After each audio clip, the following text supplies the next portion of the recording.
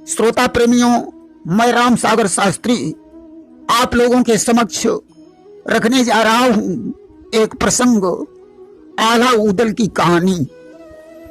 देखिए, आला ऊदल की कहानी महाभारत की कहानी से जुड़ी हुई है। महाभारत के युद्ध में 18 अश्विनी सेना का विनाश 18 दिन में हुआ था, जिसमें 11 अश्विनी सेना कौरवों के पास थी और 7 अश्विनी सेना पांडवों के पास थी। महाभारत में शकुनी और द्रौपदी विनाश की जड़ रहे और आल्हा में माहिल और बेला विनाश की जड़ रहे। महाभारत के युद्ध में कौरवों और पांडवों के कुछ अरमान बाकी रह गए थे, इसलिए उन्होंने दोबारा जन्म लेकर अपने अरमानों को पूरा किया। इनमें आल्हा को धर्मराज युधिष्ठिर का अवतार माना गया है, ऊदल को भीम का, देवा को सहदेव का, ब्रह्मानंद को अर्जुन का, चौड़ा को द्रोणाचार्य का अवतार माना गया है, गांधू को दुशासन का, आला के पुत्र इंद्र को अभिमन्यु का, पृथ्वीराज के पुत्र ताहर को कर्ण का, पृथ्वीराज को दुर्योधन का और पृथ्वीराज की पुत्री बेला को द्रौपदी का अवतार माना गया है तथा माहिल को शकुनी का अवतार माना जाता है। कुछ लोग ऊदल को बभ्रु वाहन का, ब्रह्मानंद को सहदेव का, मलखान को अर्जुन का, लाखन को नकुल का, ताला सैयद को भीम का अवतार मानते हैं, संयोगिता को रंभा का अवतार माना जाता है। आला में कुल 52 लड़ाइयों का प्रमाण मिलता है। आइए अब हम आला ऊदल की कहानी पर नजर डालते हैं। देखिए, चंदेरी में पहले चंद्र ब्रह्म नाम के एक राजा हुए। वे चंद्रदेव की पूजा करते थे। चंद्रदेव ने प्रसन्न होकर उन्हें पारस मणि प्रदान कर दी, जिसको लोहे में छुआने से वो सोना बन जाता था। राजा चंद्र ब्रह्म इस तरीके से लोहे को सोना बना लेते थे और उस धन को यज्ञ के कार्य में खर्च कर देते थे। गोस्वामी तुलसीदास जी ने भी मानस में एक चौपाई लिखी है कि 60 सुधरई सत्संगति पाई, पारस परसी कुधात सुहाई। इसीलिए आला में कहा गया है कि पारस बटिया है मोहे मां, लोहा स्वत सोन हुई जाई। राजा चंद्र ब्रह्म के मंत्री का नाम चिंतामणि था। इस प्रकार राजा चंद्र ब्रह्म ने बहुत दिनों तक शासन किया। इसके बाद उन्हें वैराग्य उत्पन्न हो गया। अपने पुत्र वीर ब्रह्म को उत्तराधिकारी बनाकर वे भगवान का भजन करने के लिए चले गए कि वैराग्य सताया राजा को, घर बार छोड़ प्रस्थान किया, सब छोड़ राज पद की ममता, प्रभु के चरणों का ध्यान किया। अब राजा वीर ब्रह्म ने बड़ी ईमानदारी के साथ शासन चलाया। वीर ब्रह्म के बाद शासन की बागडोर सूर्य ब्रह्म के हाथों में पहुंची। सूर्य ब्रह्म भी प्रतापी राजा हुआ, जो भगवान सूर्य की पूजा किया करता था। उसने एक सूरज कुंड का निर्माण करवाया। इसके बाद मदन ब्रह्म राजा बने। उन्होंने बड़ी धर्मनिष्ठता के साथ राजकाज देखा। मदन ब्रह्म के बाद कीर्ति ब्रह्म ने सिंहासन संभाला। कीर्ति ब्रह्म ने कीरत सागर का निर्माण कराया। राजा कीर्ति ब्रह्म के घर में परमाल का जन्म हुआ। राजा परमाल बड़े वीर और प्रतापी राजा थे, जिन्होंने अनंगपाल जैसे राजाओं को जीतकर अपने बस में कर लिया और अपने गुरु अमरनाथ के सामने खाना समुद्र में फेंककर कसम खा ली कि आज से मैं कभी हथियार धारण नहीं करूंगा। दशराज और वत्सराज का जन्म वन में हुआ था, इसीलिए उन्हें बनाफर कहा जाता है। राजा परमाल उन्हें वन से उठा लाए, उनका पालन पोषण किया, अपने यहाँ नौकरी दे दी। परमाल के वंश में चंपावती का जन्म हुआ था, जिसका विवाह राठौर वंशी राजा कनबज के साथ हुआ, जिनके नाम पर कन्नौज को कनबज कहा जाता है। राजा कन्वज के 2 पुत्र थे जिनका नाम जयचंद और रतिभान था। उन्हीं दिनों महोबे में राजा वासुदेव राज्य करते थे। वासुदेव के 2 पुत्र थे, माहिल और भूपति। मलना, दिबला, तिलका, बिरमा और ब्रह्मादे उनकी 5 पुत्रियां थीं। एक बार दिल्ली के राजा अनंगपाल और कन्नौज के राजा के बीच युद्ध हुआ। अजमेर के राजा सोमेश्वर ने अनंगपाल की सहायता की। इस पर प्रसन्न होकर अनंगपाल ने अपनी पुत्री कमला का विवाह सोमेश्वर के साथ कर दिया। कमला का दूसरा नाम इंद्र कुमारी था, जिससे पृथ्वीराज का जन्म हुआ था। इंद्र कुमारी अपने पिता के घर में रहती थी। जब वह गर्भवती थी तो किसी संत ने अनंगपाल को बताया कि इस बच्चे का तुम्हारे घर में जन्म लेना तुम्हारे लिए घातक है। इसलिए अनंगपाल ने इंद्र कुमारी से कहा, बेटी, मायके में गर्भ गिरने की संभावना है, अतः तुम तीर्थाटन को चली जाओ। इंद्र कुमारी वहां से तीर्थाटन को चली गई। रास्ते में किसी ने इंद्र कुमारी को कुएं में गिरा दिया। दैव योग से उस कुएं के पास एक संत पहुंचा। वह इंद्र कुमारी को निकालकर अपने आश्रम पर ले आया। आश्रम में पृथ्वीराज का जन्म हुआ। एक बार सोमेश्वर शिकार खेलने गए। वहां उन्होंने पृथ्वीराज को सिंह के बच्चों के साथ खेलते देखा। साथ ही साथ संत के आश्रम में उनकी पत्नी इंद्र कुमारी भी दिखाई पड़ी। राजा सोमेश्वर ने संत को प्रणाम किया। संत ने बताया कि तुम्हारी पत्नी एक कुएं में पड़ी हुई थी, मैंने उसको यहां लाकर पालन पोषण किया। संत के आग्रह पर पृथ्वीराज ने अपने पिता को प्रणाम किया।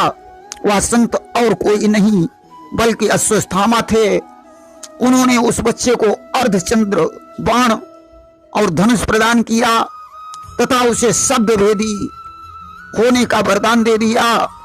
सोमेश्वर उस बच्चे को लेकर घर चले गए। उन्होंने वह बच्चा अपने भाई कानदेव को सौंप दिया। कानदेव पृथ्वीराज के चाचा थे। कुछ दिन के बाद सोमेश्वर की मृत्यु हो गई। पृथ्वीराज 100 सूरों से रक्षा करने वाला सामंत था। उसमें 80 हाथियों का बल था। उसकी सेना में 108 सामंत, 1600 सूर और 10,000 योद्धा रहते थे। देखिए, दिल्ली के राजा अनंगपाल की एक पुत्री कन्नौज में और दूसरी पुत्री अजमेर में थी। अनंगपाल राजा जयचंद के नाना लगते थे। इतिहासकारों का ऐसा भी मानना है कि अनंगपाल ने पृथ्वीराज को गोद लिया था और दिल्ली का राजा बना दिया। इसीलिए पृथ्वीराज और जयचंद के बीच वैमनस्यता बढ़ गई। जयचंद और पृथ्वीराज एक ही वंश के थे। दोनों मौसेरे भाई बताए जाते हैं। इधर राजा परमाल ने मलना को प्राप्त करने के लिए महोबे के राजा वासुदेव पर चढ़ाई कर दी। राजा वासुदेव और भूपति दोनों परमाल के हाथों से मारे गए। परमाल ने महोबे पर अधिकार कर लिया। माहिल उरई को भाग गए। कुछ इतिहासकारों का विचार है कि परमाल ने वासुदेव को बंदी बना लिया और मलना के साथ विवाह कर लिया। मलना की इच्छा महोबे में ही रहने की थी, इसलिए परमाल ने उनसे महोबा छीन लिया और वासुदेव, भूपति, माहिल तीनों उरई में जाकर रहने लगे। जो भी हो, माहिल परमाल की सम्मति से राज्य करते थे। माहिल ने परमाल से चुगली माफ करवा ली थी, इसीलिए कोई माहिल की चुगली पर ध्यान नहीं देता था और माहिल निर्भीक होकर इधर की उधर किया करते थे। साथ ही साथ परमाल को नीचा दिखाने की कोशिश भी करते रहते थे। राजा परमाल ने 10 राज का मकान महोबे की थोड़ी दूरी पर और बच्छ राज का मकान सिरसागढ़ में बनवा दिया था और 10 राज का विवाह अपनी साली देवला के साथ तथा बच्छ राज का विवाह ब्रह्मादे के साथ करा दिया। इनकी एक साली का विवाह कन्नौज के राजा रतिभान के साथ हो गया। बिरमा का विवाह पृथ्वीराज के साथ हुआ, जो परमाल की ही साली थी। राजा परमाल की रानी मलना से ब्रह्मा और चंद्रावली आदि का जन्म हुआ। दशराज की पत्नी देवला से आल्हा का जन्म हुआ। बसराज की पत्नी ब्रह्मादे से मलखान और सुलखान का जन्म हुआ। रतिभान और तिलका से लाखन का जन्म हुआ। पृथ्वीराज और बिरमा से ताहर का जन्म हुआ। पृथ्वीराज की 13 पत्नियां बताई जाती हैं। सबसे पहले उन्होंने गुजरात के राजा भोला राम की पुत्री इच्छा कुमारी से विवाह किया। इसके बाद चंद्रपुर की कन्या दाहिनी से विवाह किया। फिर पद्मसेन की पुत्री पद्मावती से विवाह किया। बेला पद्मावती की ही पुत्री थी। पृथ्वीराज के ताहर, पार्थ आदि 12 पुत्र बताए जाते हैं। राजा जयचंद्र के पुत्र का नाम हरिश्चंद्र और पुत्री का नाम संयोगिता था। संयोगिता ने पृथ्वीराज की वीरता की कहानी सुनी थी, इसीलिए वह पृथ्वीराज के साथ अपना विवाह करना चाहती थी। एक बार संयोगिता को स्वप्न में पृथ्वीराज के दर्शन हो गए। अब तो उसके विरह की ज्वाल और बढ़ गई। इधर राजा जयचंद्र ने संयोगिता को विवाह के योग्य देखकर उसका स्वयंवर ठान दिया कि ब्याह योग्य कन्या ही अनुमानी और दीन हो भूप स्वयंवर ठानी। उन्होंने पृथ्वीराज को छोड़कर नाना प्रांतों के राजाओं के पास निमंत्रण भेजा और पृथ्वीराज की एक लोहे की मूर्ति स्वयंवर में स्थापित करवा दी। संयोगिता ने सभी राजाओं को छोड़कर पृथ्वीराज की लोहे की मूर्ति के गले में माला डाल दी। उसी समय ग्वाले का रूप धारण करके पृथ्वीराज स्वयंवर में पहुंचे और संयोगिता को घोड़े पर बैठाकर दिल्ली को चल पड़े। पृथ्वीराज के साथ भयंकर युद्ध हुआ। बहुत से वीर वीर गति को प्राप्त हो गए। राजा रतिभानु इस युद्ध में मारे गए। इधर एक बार की बात है, माड़ो के राजा जम्बे का पुत्र करिंगा गंगा स्नान करने गया। वहां वह मेले में अपनी बहन के लिए नौलखा हार ढूंढ रहा था। तब तक उसकी भेंट माहिल से हो गई। माहिल ने कहा, आप मेले में क्या ढूंढ रहे हैं? करिंगा ने कहा, मैं अपनी बहन के लिए नौलखा हार खरीदना चाहता हूं। माहिल ने कहा, अरे तुम राजा के पुत्र होकर मेले में हार खरीद रहे हो।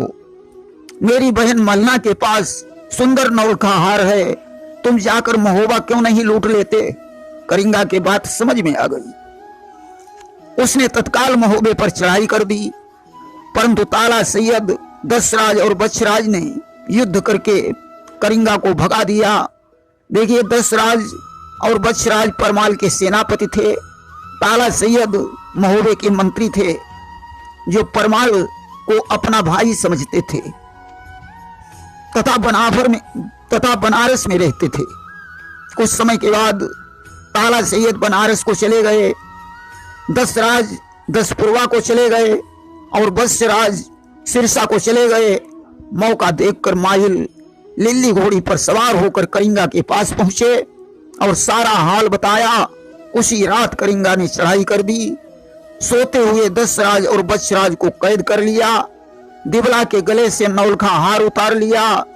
पचसावद हाथी, पपिया घोड़ा, लाखा पातुर आदि को लूटकर माड़ो को चला गया। दशराज और बच्छराज को करिंगा ने कोल्हू में पिरवा दिया और उनके शीश काटकर बरगद में टांग दिए। इधर पृथ्वीराज ने मौका देखकर मलखे और सुलखे को सिरसा से भगाकर अपना अधिकार कर लिया और वहां अपने पुत्र पार्थ को बसा दिया। मलखान और सुलखान महोबे में चले गए। दशराज की मृत्यु के 3 महीने बाद देवला ने ऊदल को जन्म दिया। आलाजी ऊदल से 12 साल बड़े थे। वहीं बसराज की मृत्यु के पश्चात ब्रह्मादे ने धांधु को जन्म दिया। पंडितों ने परमाल को बताया कि यह बच्चा अपने परिवार वालों से ही झगड़ा करेगा, इसलिए परमाल ने वह बच्चा बिंदुमती बांधी के द्वारा गंगा जी में प्रवाहित करवा दिया, जिसे पृथ्वीराज उठा लाए और उन्होंने वह बच्चा अपने चाचा कानदेव को दे दिया। वहीं लोगों का ऐसा भी विचार है कि बिंदुमती उस बच्चे का पालन पोषण करने लगी। एक दिन वह उस बच्चे को लेकर गंगा स्नान करने गई। वहां पृथ्वीराज की निगाह उस बच्चे पर पड़ी। उसने किसी नटनी की सहायता से वह बच्चा चुरवा लिया और जाकर अपने चाचा कानदेव को दे दिया। जब परमाल को पता चला कि उस बच्चे को कानदेव पाल रहे हैं तो वे निश्चिंत हो गए। धांधु का असली नाम देवपाल था। वहीं ऐसा भी विचार है कि वह बच्चा बांदी बिंदुमती का ही था, जिससे धांधु का जन्म हुआ था। देखिए, ढेबा महोबे के राज पुरोहित चिंतामणि के पुत्र थे। इनका असली नाम देवकर्ण था। इन्हें ढेबा नाम से जाना जाने लगा। ढेबा की उदल से मित्रता हो गई थी। जागन जो जगनेरी का राजा था, इन्हें परमाल की बहन का पुत्र बताया जाता है। मलखान के पैर में पद्म था। मलखान देवी का भक्त था।